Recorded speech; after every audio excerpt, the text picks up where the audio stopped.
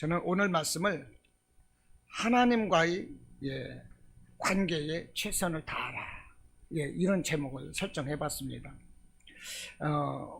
오늘 들어가면서 보이는 말씀이 뭐냐, 무화과 두 광주리의 환상을 통해서 말씀하시는 거거든요. 지금 이 말씀을 주실 때의 상황적인 배경이 그렇습니다. 바벨론의 포로로 잡혀갔을 때였습니다. 그래서 바벨론의 포로로 잡혀갈 때 하나님께서는 예레미야 선지자를 통해서 너희는 바벨론에서 70년 동안 포로 생활을 할 것이며, 이렇게 바벨론을 잘 섬기고 나면 이제 이 본토 고국으로 귀환할 것이라는 그런 언약을 주셨어요. 그것을 예레미야에게 숱하게 말씀을 해 주셨습니다.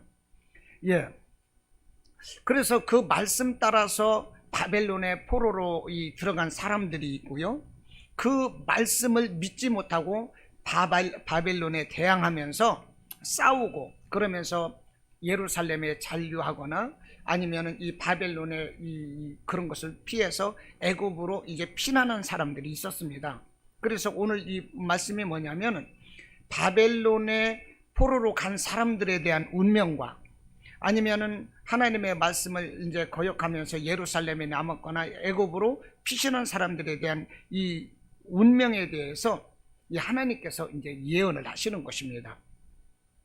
이 말씀을 좀 더 설명하자면 그렇습니다. BC 605년에 바벨론의 느부갓네살 왕이 1차적으로 남유다를 침략을 하게 됩니다. 아마 이때에 이 다니엘이라든지 이런 사람들이 이제 포로로 잡혀간 것으로 제가 기억하고 있고요. 갑자기 생각나서 말씀을 드리다 보니까 틀리면 어쩌나 이런 생각이 들어가는데 그렇습니다.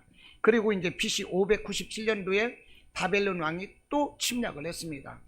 그리고 3차 침략했을 때가 BC 586년도에 유다를 침략을 해서 586년도에 남유다는 이제 완전히 끝나게 됩니다. 그런데 이렇게 침략을 해서 많은 사람들이 이 바벨론으로 끌려갔습니다. 그런데 이 바벨론으로 끌려갔는데 이것이 곧 하나님의 뜻이었습니다. 바벨론을 섬겨야 된다, 이렇게 하나님께서는 계속 말씀하셨어요. 왜 이스라엘에서 바벨론을 섬겨야 되는가? 이것은 그 조상들의 죄 때문이었습니다.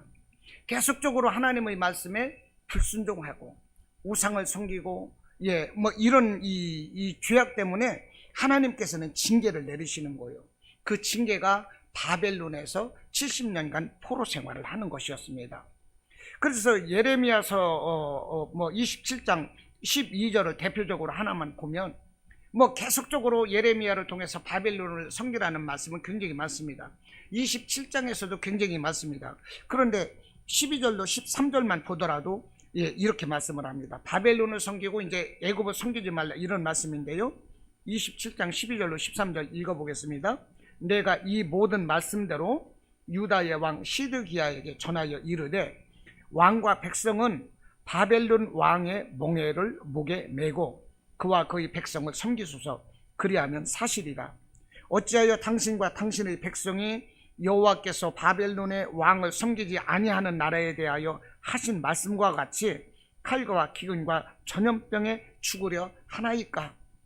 이렇게 말씀을 하는 거예요.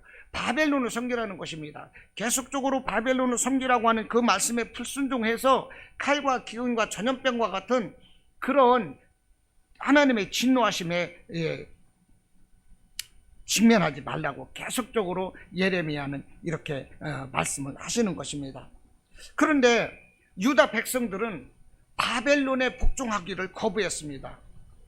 그들의 일부는 유다 땅에 남아서 바벨론에 대항을 했습니다. 그리고 일부는 애굽 땅으로 피신을 하였습니다. 또 일부는 이 바벨론으로 많이 끌려갔었고요. 그런데 일부는 이제 남유다에 예루살렘에 남았고, 어떤 사람은 애굽으로까지 피신을 했다는 거예요. 그런데 문제가 있습니다. 이 예레미야의 이 권유에 따라서 순종하고 이제 본토를 떠나서 바벨론으로 포로되어 간 그들에게 유다에 남아있는 사람들이 이렇게 말을 하는 것입니다. 뭐라고 말을 하느냐면은 그들은 저주받은 자들이다, 이렇게 말을 하는 거예요. 이 남유다에 남아있거나 애굽으로 피신한 자들은 복된 자들이라, 이렇게 말을 했다는 것입니다. 무슨 말이냐면, 아니 오죽 믿음이 없으면 하나님이 우리를 지켜주시는데 바벨론으로 피하는 것이냐. 저 사람들은 말로는 믿음이 있다고 하지만 저 사람들은 정말 믿음이 없는 사람이다. 믿음을 떠난 사람들, 저 사람들은 저주받은 자들이다, 이렇게 말을 했다는 거예요. 그러면서 예루살렘에 남아있거나 애굽으로 피신한 사람들은 뭐라고 했느냐? 자화자찬을 했어요. 우리는 믿음으로 굳게 선 사람들이다. 바벨론의 그 억압 앞에서도 우리는 죽으면 죽으리라는 이 결사항전을 믿음으로 끝까지 지키면서 우리는 나라를 지키고 있다, 이렇게 말을 하고 있다는 거예요. 그런데 여러분, 어느 것이 옳습니까? 하나님은 분명히 이 남유다가 바벨론의 이 70년 동안 포로가 될 것을 분명히 말씀을 하셨어요. 그들을 섬기면 너희들은 다시 돌아오게 될 것이다 말씀을 하셨습니다. 그러니까 불순종한 사람들은요, 남유다에 남아있는 사람들이고 애굽으로 피신한 사람들이에요. 하나님께서는 이스라엘이 하나님 말씀에 불순종함으로 인하여 그 불순종의 대가로 징계를 내리셨는데, 그 징계가 바벨론에서의 포로였던 것입니다. 그러니까 남유다에 남아있는 사람은 하나님의 그 징계를 자신들의 어떤 인위적인 능력으로 하나님의 징계를 피하려고 하고 있는 거예요. 그러면서 뭐라고 그래요? 우리는 죽으면 죽으리라는 믿음으로 바벨론과 싸워서 남아있기 때문에 우리는 축복받은 믿음의 사람들이다, 이렇게 말을 하고 있다는 거예요. 적반하장인 거죠. 정말 예루살렘 그때 일이나 지금이나 적반하장이 왜 그렇게 많습니까? 사람들이 적반하장이 너무나도 많아요. 자기의 죄를 알지를 못해요. 자기가 저질러 놓은 죄를 어떻게 하려고 하지도 않고, 미안하다고 사과하는 것도 아니고, 남에게 덮어씌우고 내로남불이 판을 치고 있습니다. 이거 어떻게 되는 것입니까, 이게 도대체가? 자, 이렇게 되다 보니까 하나님께서 무슨 일을 행하셨느냐? 이제 예레미야에게 좋은 무화과와 나쁜 무화과가 담긴 이 무화과 두 광주리를 환상으로 보여주시는 것입니다. 환상으로 보여주시면서 이 하나님의 뜻에 순종해서 바벨론으로 간 자들은 이 좋은 무화과 나무와 같이 그들의 삶이 형통할 것이며, 그들은 다시 예루살렘으로 귀환하게 될 것이며, 그들은 번성하게 될 것이며, 그들을 하나님께서 보호하실 것이다, 이렇게 말씀을 하고 있는 거예요. 그리고 또 한 광주리, 이것은 아주 극히 나쁜 무화과가 들어있는데, 이것은 무엇입니까? 이것은 버려야만 마땅한 그런 무화과거든요. 그러니까 하나님께서 내리시기로 작정한 그 하나님의 징계를 인간적인 방법으로 그 징계를 피하고자 하는 사람들, 예루살렘에 남았거나 애굽으로 피해 있는 이들은 썩어버린 무화과나무와 같이 밖에 버려질 것이라는 거예요. 하나님께서 그들은 챙기시지 아니하고 그냥 버려서 망하게 하실 것이다, 이렇게 말씀을 하시는 것입니다. 그러니까 좋은 무화과나무는 누구예요? 무화과 광주리는 누구예요? 바벨론으로 하나님의 말씀 따라서 포로되어 간 사람들, 그들에게 하나님께서 위로와 소망을 주시는 것이고, 유다 땅에 잔류한 자들에게는 이 하나님의 심판의 의지를 지금 여지없이 드러내고 계신다는 거예요. 다시 말씀드리지만은 하나님께서 이 좋은 무화과와 나쁜 무화과가 담긴 이 무화과 두 광주리의 환상과 그에 대한 이 해석을 통해서 하나님의 뜻에 순종해서 바벨론 땅에 포로되어 간 자들은 보호하시고 번성케 하시며 그들을 귀환하게 하실 것이다, 이렇게 말씀을 하고 있는 거예요. 그 말씀이 오늘 5절로 7절의 말씀인 것입니다. 5절로 7절을 한번 같이 보시겠습니다. 자, 5절로 7절 보시면, 이스라엘의 하나님 여호와께서 이와 같이 말씀하시니라. 내가 이곳에서 옮겨 갈대아인의 땅에 이르게 한 유다 포로를 이 좋은 무화과 같이 잘 돌볼 것이라. 내가 그들을 돌아보아 좋게 하여 다시 이 땅으로 인도하여 세우고 헐지 아니하며 심고 뽑지 아니하겠고, 내가 여호와인 줄 아는 마음을 그들에게 주어서 그들이 전심으로 내게 돌아오게 하리니 그들은 내 백성이 되겠고 나는 그들의 하나님이 되리라. 할렐루야. 맞지요? 그러니까 순종한 이 바벨론의 이 순종에서 이렇게 자원에서 끌려간 사람들을 아주 좋은 무화과의 비유를 하고 있는 거예요. 하나님께서는 그들을 어떻게 하시겠다? 인도하시겠다 하는 것입니다. 세우시겠다는 거예요. 그런데 이 예레미야에게 이 말씀을 주실 때에 많은 거짓 선지자들이 있었어요. 많은 거짓 선지자들이 있어서 바벨론에 포로되지 않고서도 하나님께서 이스라엘을 살피실 것이다, 이런 거짓말을 했다는 거예요. 그런데 예레미야에게만 하나님의 말씀을 주시는 거예요. 이렇게 그러다 보니까 사람들의 이성, 사람들의 지식, 과학적인 어떤 이런 것으로는 하나님의 말씀이 이해가 되지 않아요. 아니, 하나님께서 이 머리가 되고 꼬리가 되지 않게 하시는 것인데 어떻게 선민 이스라엘을, 이 택한 유다를 바벨론의 포로가 되게 할 수가 있겠느냐? 사람들은 이렇게 생각했다는 것입니다. 그러니까 여러분, 하나님의 말씀은 인간의 이성으로, 지식으로 해석할 수가 없는 것입니다. 할렐루야. 하나님의 말씀은 그래서 믿음으로만이 되는 거예요. 우리가 하나님의 말씀을 어떻게 인간의 이성으로 다 판단할 수가 있는 것입니까? 안 되는 거예요.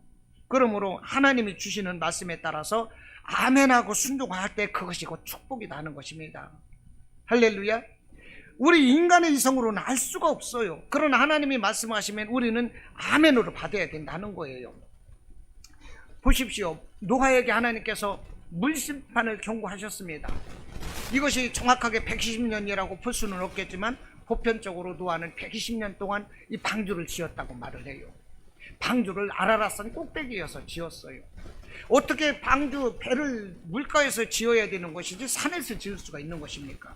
그런데 산 꼭대기에서 방주를 120년 동안 지을 때 많은 사람들이 처음에는 그랬을 거예요. 재미삼아서 얘기하고 나중에는 비웃고 비꼬고 뒤에서 수군거리고 얼마나 많았겠습니까? 저 사람 하나님을 믿어도 적당히 믿어야 되는데 너무 심하게 믿어. 예수 믿고 뭔가 잘못된 것 같아.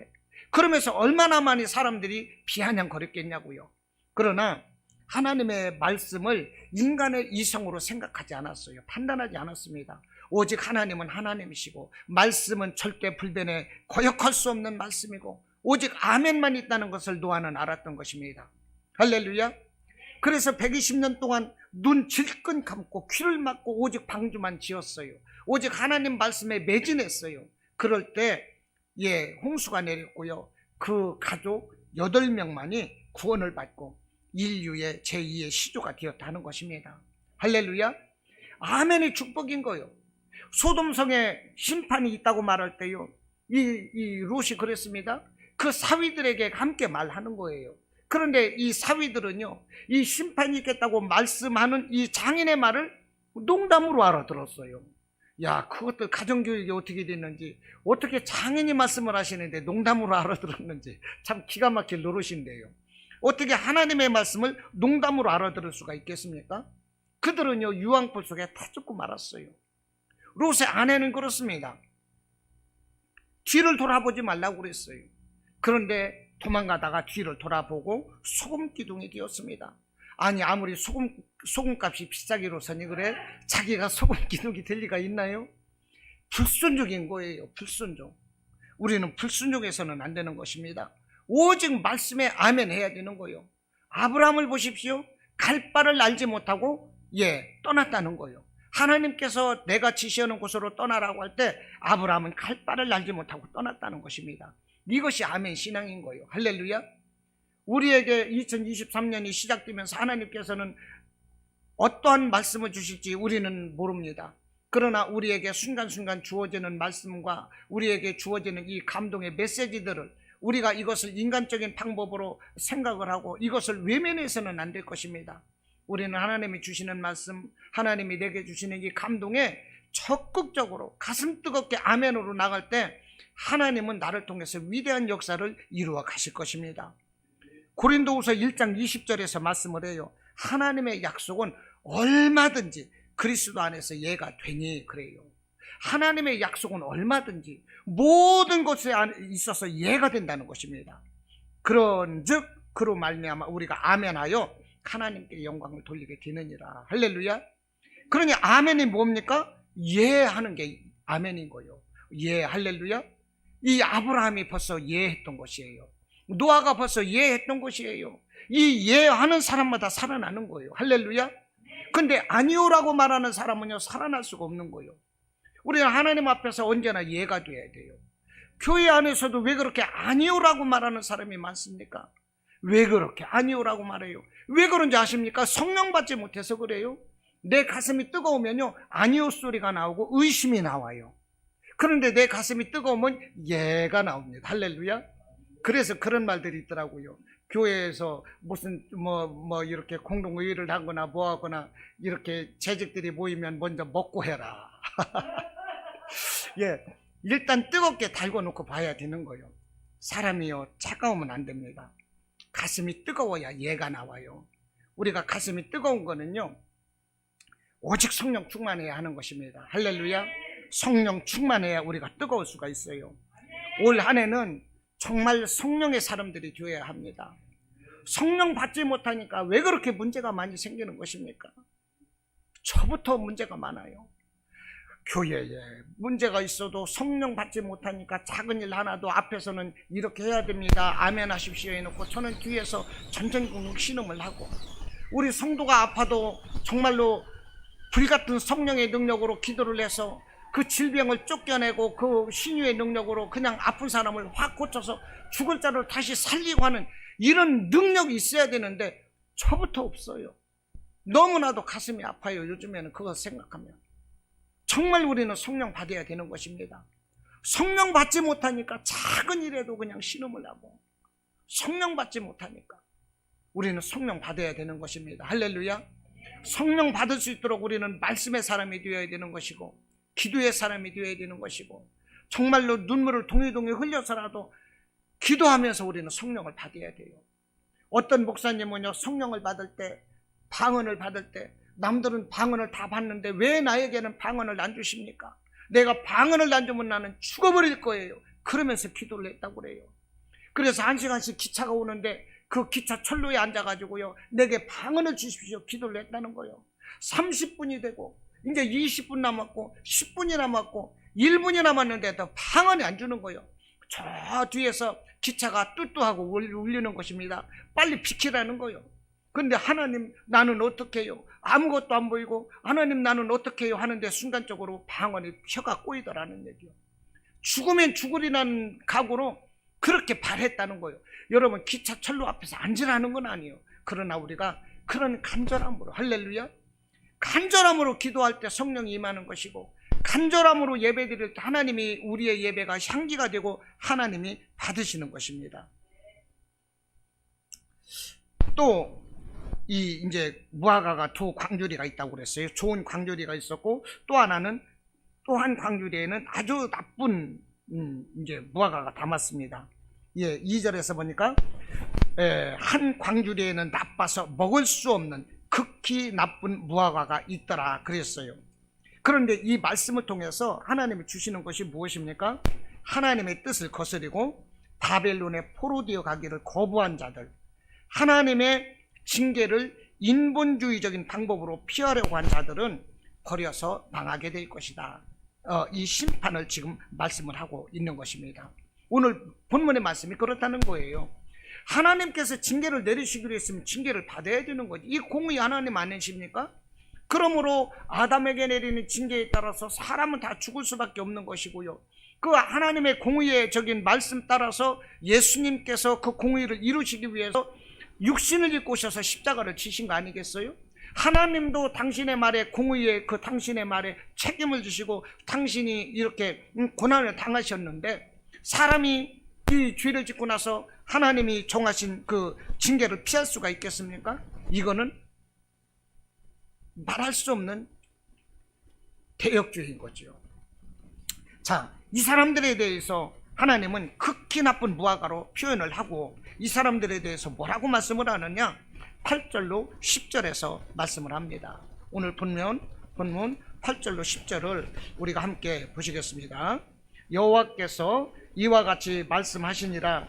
내가 유다의 왕 시드기야와 그 고관들과 예루살렘의 남은 자로서 이 땅에 남아있는 자와 애굽 땅에 사는 자들을 나빠서 먹을 수 없는 이 나쁜 무화과 같이 버리되 세상 모든 나라 가운데 흩어서 그들에게 환난을 당하게 할 것이며 또 그들에게 내가 쫓아보낼 모든 곳에서 부끄러움을 당하게 하며 말거리가 되게 하며 조롱과 저주를 받게 할 것이며 내가 칼과 기근과 전염병을 그들 가운데 보내 그들이 내가 그들과 그들의 조상들에게 준 땅에서 멸절하기까지 이르게 하리라 하시니라. 예, 그러시는 것입니다.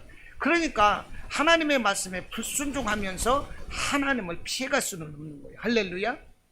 예, 부처님 손바닥 아니다.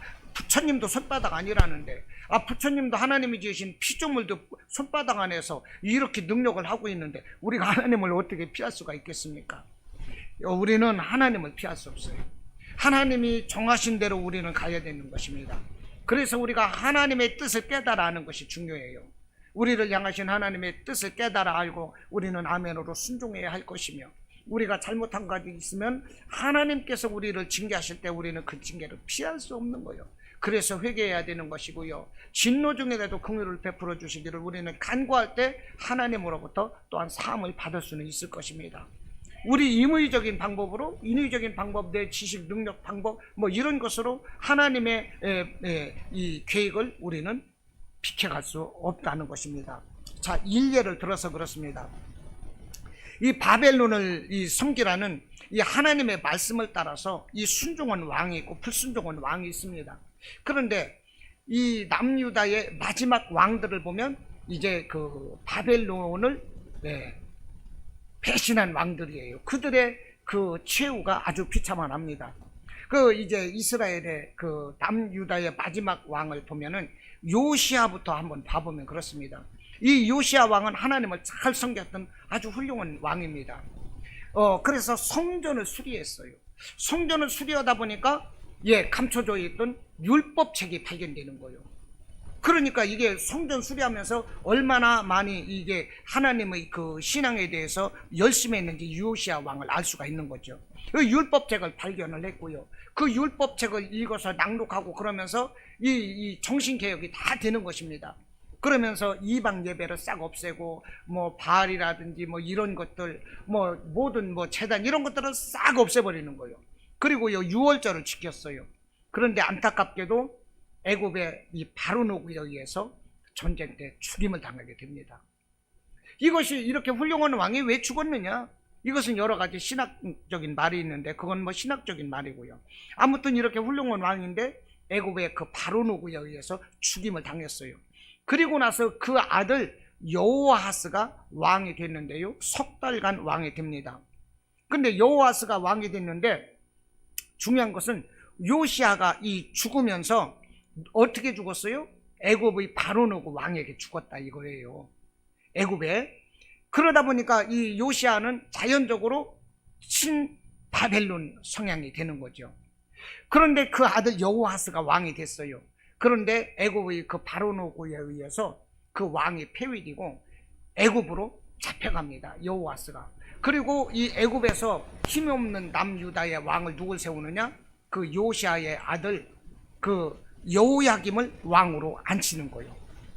왕으로 앉혀가지고 여호야김은요 11년 동안 남유다를 통치를 하게 됩니다. 그러니까 여호야김은 얼떨결에 왕이 되었어요. 왕이 되다 보니까 얼마나 감사하겠어요? 애굽에 감사하지요. 그러니까 은금을 막 바로에게 막 헌납을 하고 이 유다 백성들에게 은금을 막 강제로 환수해서 징수해가지고 애굽에 바치도록 이런 정책을 폈었습니다. 그런데 이제 여호야김이 이제 죽고 그 아들 여호야킨이 또 왕이 돼요. 여호야킨이 왕이 돼서 또 석 달간 치리했는데 또 아버지의 영향을 따라서 친애굽 성향을 띠고 있는 거죠.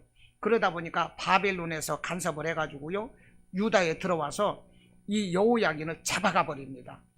여호야김을 사로잡아서 바벨론으로 끌고 가고 이제 그 여호야긴의 숙부, 그러니까 요시아의 아들이 누가 있느냐면 여호아하스와 여호야김과 시드기야가 있는데 여호아하스도 왕이 되었다가 이제 애굽으로 끌려갔죠.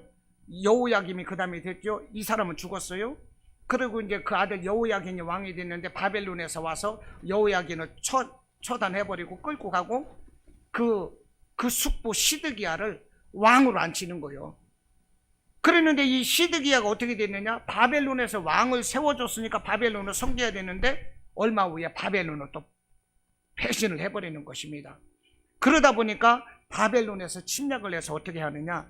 이 시드기야의 두 아들을 시드기야가 보는 앞에서 잡아 죽이고 시드기야의 두 눈을 빼서 결박해가지고 이제 바벨론으로 끌고 가는 것입니다. 이와 같은 일이 이 정책적인 이제 영향이었겠라고 우리가 생각을 할 수가 있겠지만 이 구속사적인 이 측면에서 보면 하나님께서는 뭐라고 하셨습니까? 바벨론을 섬기라는 거였어요. 그런데 남유다의 마지막 왕들은 어떻습니까? 바벨론을 섬기지 않고 친애굽 성향이었다는 것이죠. 그들의 말로는 비참했다는 것입니다. 여러분, 우리가 하나님의 말씀을 떠나서 우리 사람의 인위적인 어떤 방법으로 내 지식과 방법, 어떤 인맥, 이런 과학, 이런 것을 가지고서 뭔가를 해보려고 물론 도움은 되겠지요. 그러나 우리가 하나님의 뜻에 어긋나는 어떠한 이 일이라면 절대로 유익하지 않다는 거예요. 할렐루야. 하나님의 방법대로 가야 됩니다. 하나님의 방법대로 가야 되는 거예요. 이 사람들이 남유다의 왕이었지만 친바벨론이 아니라 친애굽으로 갈 때 이들의 말로는 비참했다는 것을 우리는 알아야 하는 것입니다. 우리는 하나님의 방법대로 우리의 인생을 맡겨야 돼요. 할렐루야. 2023년 이 새해가 우리가 이제 열어가고 있습니다. 오늘 1월 4일인데요. 정말 2023년을 우리가 어떻게 살아야 할 것인가? 하나님의 말씀대로 살아야 할 것입니다. 우리의 방법은 안 돼요. 내 경험 안 돼요. 내 노하우 안 됩니다. 하나님께서 말씀을 하시면 그 말씀에 우리는 무조건 아멘만 해야 돼요. 할렐루야. 그것이 살 길이고 그것이 가정이 살고 그것이 내가 사는 길이에요. 그것이 유익일 것입니다. 자, 말씀을 연결하기 위해서 우리가 1절 말씀을 한번 보겠습니다. 1절 말씀 보면 성전 앞에 놓인 무화과 두 광주리를 내게 보이셨대요. 이게 예레미야 말씀이거든요. 그런데 이 고대 이스라엘에서 이 무화과와 포도는요 이스라엘 족속을 상징했다고 그럽니다. 그래서 이제 성경에서도 그런 구절이 시편 105편이라든지 뭐 이런 말씀이 있는데요. 이 무화과와 포도는 이스라엘을 상징한다는 거예요. 따라서 이 예레미야의 환상에서 본 무화과 두 광주리는 이스라엘을 상징하는 것이고요. 그런데 이 무화과 두 광주리가 성전 앞에 놓인 것은 이 두 무화과가 하나님께 드려진 헌물이었다는 거예요. 즉 유다 백성은 하나님께 드려진 거룩하고 특별한 존재다 하는 것을 말씀을 하고 있는 것입니다. 유다 백성이. 자, 그러함에도 불구하고 하나는 극히 좋은 무화과 나무가 되었습니다. 그런데 어떤 것은 극히 나쁜 무화과가 되었다는 거예요. 이게 문제다는 것입니다. 다 같이 하나님 앞에서 드렸고 다 같이 하나님께서 선택했는데 하나는 극히 좋고 하나는 극히 나빠요. 이것은 우리 신앙인에게도 그대로 적용이 되고 있다는 거예요. 기왕이면 우리가 아주 극히 좋은 무화과가 되어야 되지 않겠습니까? 할렐루야. 예, 기왕이면 우리가 극히 좋은 무화과 광주리가 되어야 되는 것이지 하나님께서 버릴 만한 이 극히 나쁜 무화과가 되어서는 안 된다는 거예요. 그런데 이렇게 두 개가 존재하고 있거든요. 그 성경에서 보면 계속적으로 이 두 개가 존재해요. 사람을 봐도 그래요. 가인은요, 이 아담은 어떻습니까? 가인과 아벨을 낳았어요. 가인은 극히 나쁜 무화과가 되는 것이고요. 아벨은 극히 좋은 무화과가 되는 거예요. 아브라함도 그랬습니다. 이스라엘이 있고 이삭이 있어요. 하나는 극히 나쁜 거고 하나는 극히 좋은 거죠. 이삭은 쌍둥이를 낳습니다. 에서와 야곱을 낳았어요. 그런데 하나는 극히 나쁘고 하나는 또 극히 좋아요. 예수님도 그렇죠. 12 제자가 있었는데요. 가룟 유다 같은 경우에는 극히 나쁜 무화과가 된다는 것입니다. 이렇게 천차만별이더라 하는 거예요. 그렇게 신앙 가문, 이렇게 좋은 사람들 가운데 있을지라도 그런 가문, 그런 제자들일지라도요, 극히 나쁜 무화과는 언제나 존재하더라 하는 것입니다. 그럼 나는 어떤 모습을 위하여 하겠느냐 하는 거예요. 그러면 나는 어떤 무화과가 되어야 되겠느냐 하는 것입니다. 생각해 봐야 될 거 아니겠습니까? 디모데전 후서 디모데후서 2장 20절로 21절 이렇게 말씀을 합니다. 큰 집에는 금그릇과 은그릇뿐 아니라 나무그릇과 질그릇도 있어 귀하게 쓰는 것도 있고 천하게 쓰는 것도 있나니 그래요. 큰 집에는 금그릇, 은그릇, 나무그릇, 질그릇 뭐 다 있다 하는 것입니다. 그런데 어떤 것을 귀하게 쓰느냐, 금이라고 해서 귀하게 쓰고 뭐 나무그릇, 질그릇은 천하게 쓰느냐, 이게 아니라는 거예요. 이걸 어떻게 할 수 있느냐면요, 디모데후서 2장 21절 그 다음 절에서 바로 이렇게 설명을 해요. 그러므로 누구든지 이런 것에서 자기를 깨끗하게 하면 귀히 쓰는 그릇이 되어 거룩하고 주인이 쓰심에 합당하며 모든 선한 일에 준비함이 되리라 이렇게 말씀을 해요. 그러니까 우리가 금그릇이라고 해서 쓰는 것이 아니고 은그릇이라고 해서 쓰는 게 아니에요. 우리가 나무그릇이나 질그릇이라고 해서 천한 게 아니라 자신을 깨끗하게 하고 거룩하게 하면 주인의 쓰심에 합당하게 되어서 쓰이게 된다는 거예요. 할렐루야. 여러분, 우리는요 깨끗하게 해야 되는 거예요. 우리를 말씀으로 깨끗하게 하고 기도하고 깨끗하게 하고 성령의 능력으로 우리를 깨끗하게 해야 되는 것입니다. 올 한 해는 우리를 깨끗하게 해야 되는 거예요. 그래서 하나님이 보시기에 우리는 극히 좋은 무화과 나무가 되어서 하나님께 인정받아야 할 것입니다. 할렐루야. 우리는 극히 좋은 무화과가 되어야 돼요. 예. 자, 오늘 말씀의 결론을 내리고자 합니다. 그러기 위해서 우리는 어떻게 해야 되느냐? 하나님과 믿음의 관계에 최선을 다하라는 거예요. 할렐루야. 최선을 다하라는 것입니다. 자, 아까도 말씀드렸는데요, 바벨론의 1차 침략은 이제 여호야김 제3년 때 605년이었습니다. BC. 2차는 597년이었어요. 3차는 이제 586년 때, 이때 유다는 완전히 끝납니다. 그런데 2차 바벨론 침략 당시 597년도에는요 여호야긴 왕을 비롯해서 유다의 고관들과 또 주요 산업을 담당하던 자들, 곧 목공이나 철공이나 이런 용사들까지도 다 포로로 잡혀갔습니다. 이것이 오늘 1절에서 나오는 거예요. 1절에서 고관들과 유다 고관들과 목공들과 철공들을 예루살렘에서 바벨론으로 옮긴 후에 이렇게 그래서 나오는 거예요. 이렇게 597년 2차 침략 때 다 이 바벨론으로 다 끌려갔다는 것입니다. 그리고 바벨론 왕을 비롯해서 숱한 말과 병거, 목공과 철공, 용사들을 포로로 잡아갔는데 이것은 유다로 하여금 다시는 바벨론에 반역할 마음을 품지 못하도록 하기 위해서 이 인재들을 다 잡아간 것입니다. 그런데 이게 일반적인 관점에서 보면 바벨론에 침략하지 못하도록 하기 위해서 이제 유다의 그 일꾼들을 다 포로로 잡아간 것인데, 그러나 이것을 구속사적인 측면에서 생각해 보면 하나님께서 당신을 의지하지 않고 당신의 말씀에 순종하지 않은 그 유다에게서 그 불순종의 원인을 제거하신 것이다 하는 것입니다. 무슨 말씀이냐면, 남유다가 왜 이렇게 하나님께서 바벨론을 섬기라고 하는데도 왜 섬기지 않고 불순종했느냐? 그것은요, 하나님의 권고가 있었음에도 불구하고 그들은 바벨론과 싸울 만한 무기와 군사를 의지했었다는 거예요. 그렇기 때문에 그들은 하나님의 말씀에 불순종했던 거예요. 우리에게는 무기가 있고 우리에게도 군사가 있다. 그러면서 그들을 의지했어요. 그래서 하나님께서는 그들이 의지하는 그것들을 바벨론을 통해서 다 거두어 가신 것입니다. 그게 뭡니까? 하나님 당신만 의지하고 순종하라 하는 것입니다. 할렐루야. 오늘 본문의 말씀이 우리에게 가르치는 것이 무엇입니까? 우리는 하나님보다 다른 무엇인가를 의지해서는 안 된다는 거예요. 만약 그런 것이 있다면 철저하게 단념해야 한다는 것입니다. 할렐루야. 집사님, 할렐루야. 예, 우리는 기도할 때, 예, 두 눈 뜨고 경비 서서도 안 되고 말씀 들을 때 기도해도 안 돼요. 예, 하나님보다 더 좋은 것이 있다면 이것을 철저하게 단념해야 한다는 것입니다.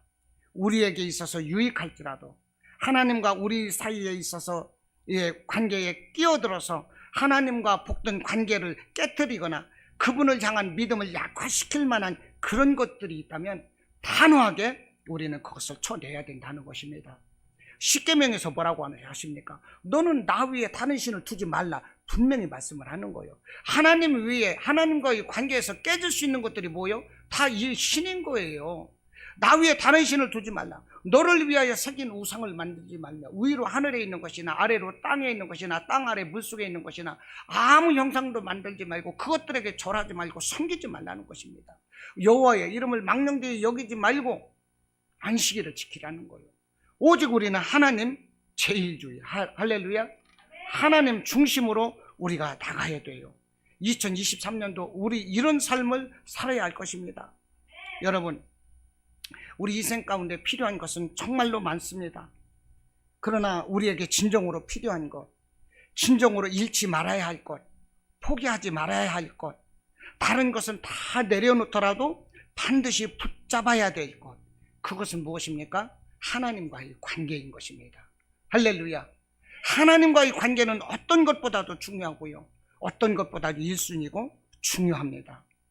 우리가 하나님과의 관계를 중요시할 때 하나님은 우리를 세웁니다.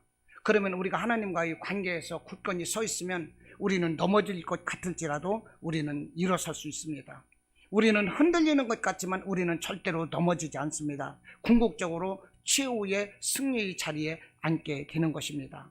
우리 이 사실을 깊이 깨닫고 정말로 하나님의 관계, 올 한 해 어떻게 열어갈 것인가 깊이 생각하시고, 여러분 정말로 그 하나님의 관계에 대해서 각오가 있으시기를 바랍니다. 할렐루야. 하나님의 관계, 올 한 해 계획이 있어요. 여러 가지 계획이 있습니다. 그 계획보다도 어떤 것보다도 중요한 거 하나님의 관계, 하나님의 관계만 설정하시기 바랍니다. 그러면 다른 것은 그냥 부수적으로 와요. 우리는 오직 하나님입니다. 할렐루야. 물질 아니에요, 사람 아니에요, 재능 아니에요. 오직 하나님인 거예요. 어떤 몸이 아플지라도요, 하나님께 기도하시기 바라고 하나님께 예배하시기를 바랍니다. 당장 우리에게 물질적인 불이 떨어질지라도 하나님께 기도하고 예배해야 돼요. 그러면 하나님께서 최정의 복도 주시고 열어가시는 것입니다. 아무쪼록 2023년도 하나님이 도우시는 은혜 가운데서 저와 여러분이 정말로 아름답게, 형통하고 날마다 기뻐 감사하며 하나님께 영광 돌려드리는 그런 삶이 되시기를 주님의 이름으로 축원합니다.